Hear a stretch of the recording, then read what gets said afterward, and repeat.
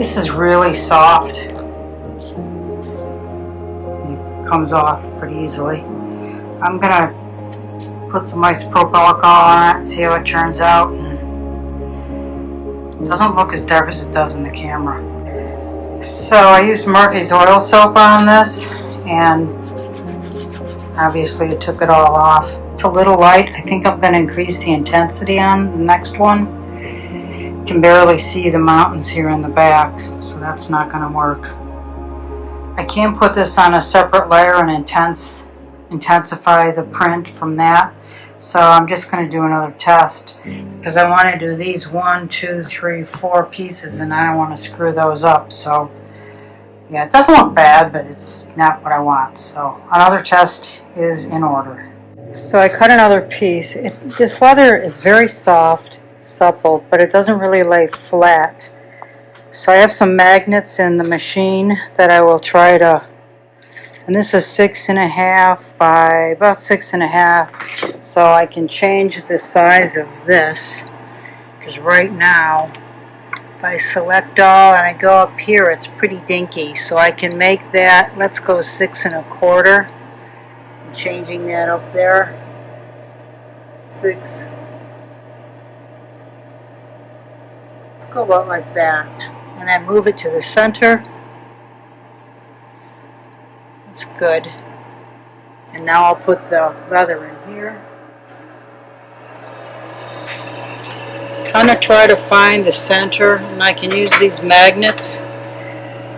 Find the center, use these magnets to hold it down, like where it pops up.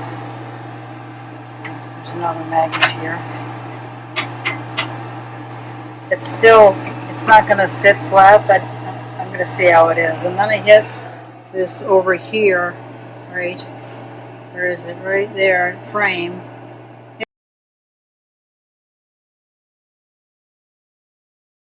That, and I'll show you what happens. It kind of sketches out where it will mark. Now it's way off.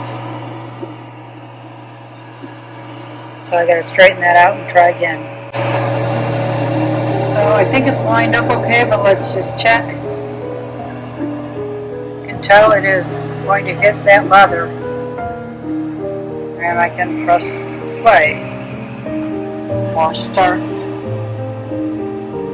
Now you don't want to look at this. I actually have glasses. These glasses that I wear to look at this, because the laser will burn your eyes. But I don't think it'll hurt you in the camera. But this is going to take, I think, about 25 minutes. 42 minutes, because they increased the time on some of them anyway. We'll be back. So I just cut off the edges.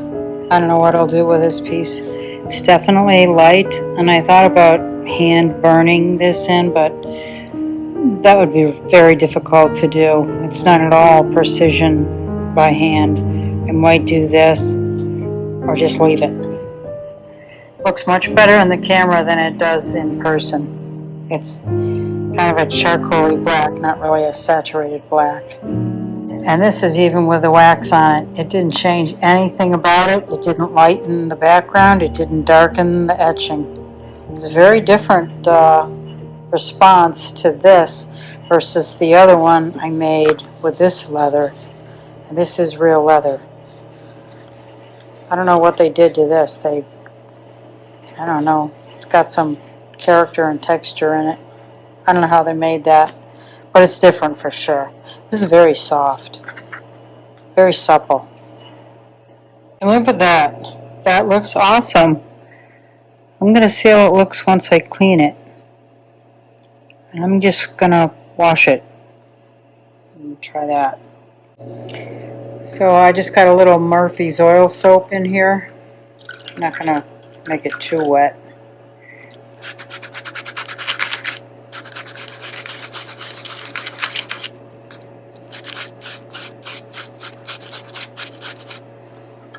Maybe I am going to make it wet.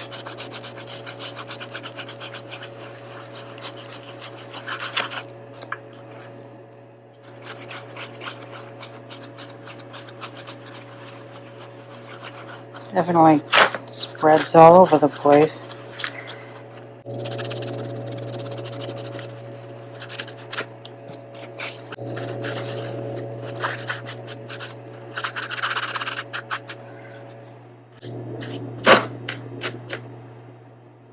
looks like something irregular in the leather itself.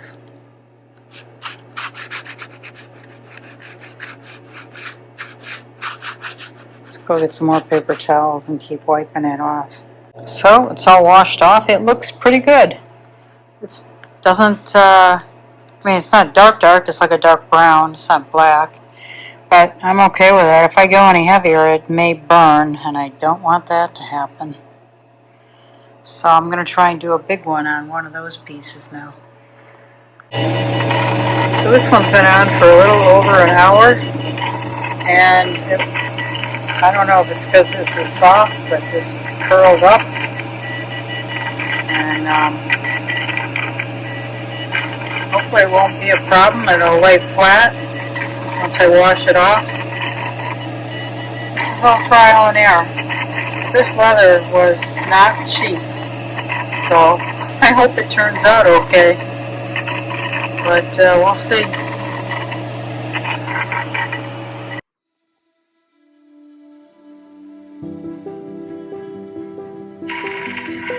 Decided to go with this one because the black down here in the trees was making the leather wrinkle.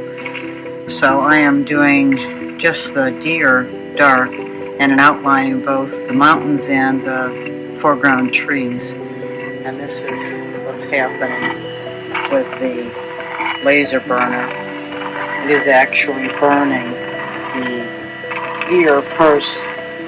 It is going over the dark areas first, and then it will come back at some point. You can look at, this thing is kind of a cool, it's called Lightburn. It's a cool program, but if you open up the preview, you can ask it to show you the moves that it makes. And you can find out exactly where it starts. So what this is going to do, if you look at this, it's going to scan the deer first. This is a progress bar, and then it is going to do the mountains.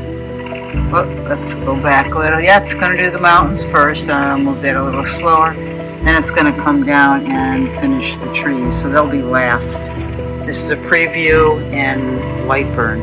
So it's kind of cool. It tells you the progress and where it's going to go. They're estimating it to be an hour and 41 minutes.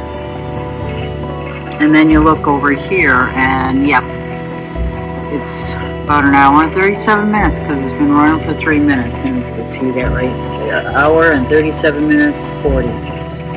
So it's cool. We'll come back to this and show you how it turned out. So this guard fell off, moved all of this, prevented the rest of this from printing, and also, you know, look at that, how it cut it off and moved it. Well, that's not really usable. I don't know if I can fix that. I certainly can't etch over it again. And down here, it didn't even etch the base where the trees were. So now I'm going to try that again and see what I can do.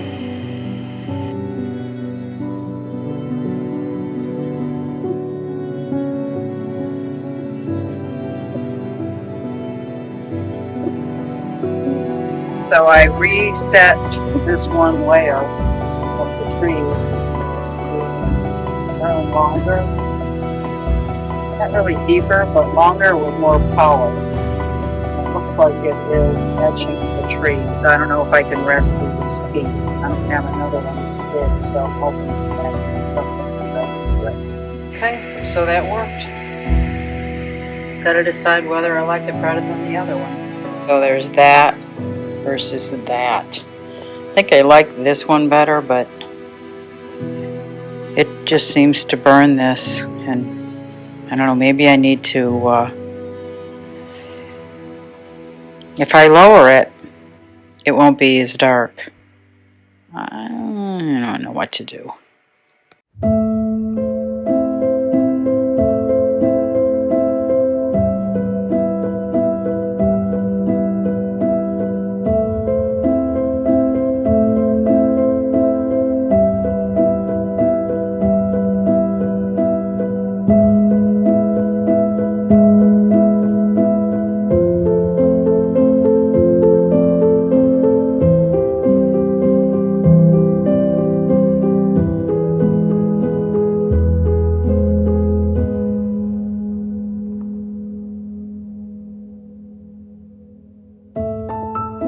So just keep in mind the distance between where the base of this etcher and the material makes a big difference in the intensity and the power. You can lower this, but it typically comes with a guard that, if you're going to look at it, this thing helps reduce the light.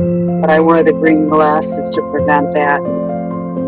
So there are many factors when you're using one of these things, but you get used to it after a while and it's not a big deal. Okay, the last one turned out great.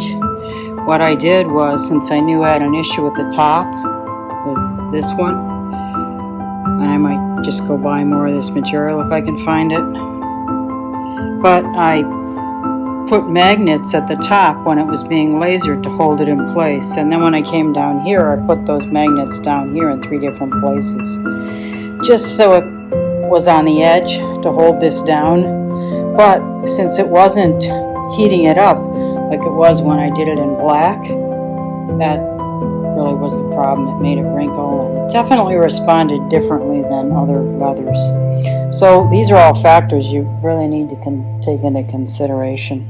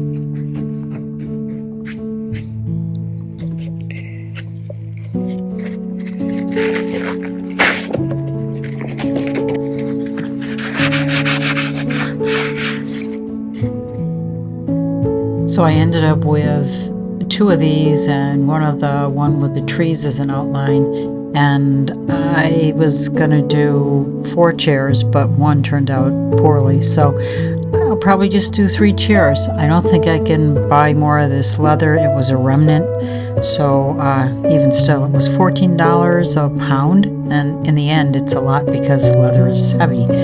Anyway, this is what I ended up with. Please subscribe, please like. I will be putting another video together showing how I build the chair. So I hope you join me for that one, but you'll know for sure if you hit that bell button. Once you subscribe, hit that bell button and you'll be notified when I publish new videos. Thanks for watching.